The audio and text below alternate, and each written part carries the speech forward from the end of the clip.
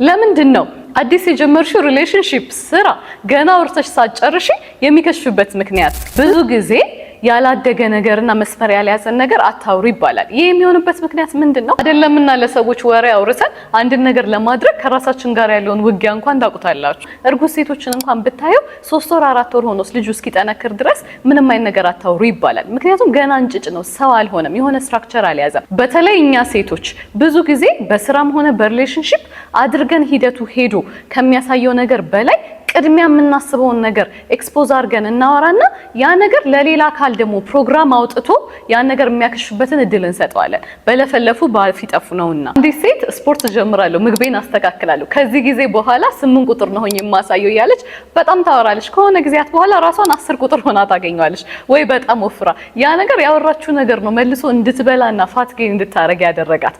ሌላ ደግሞ እስቲ አስታውሱ፣ ጠዋት መነሳት ትፈልጉና በዚህ ሰዓት ቀስቅሶኝ ይላላችሁ በጣም ታወራላችሁ ለሰዎች።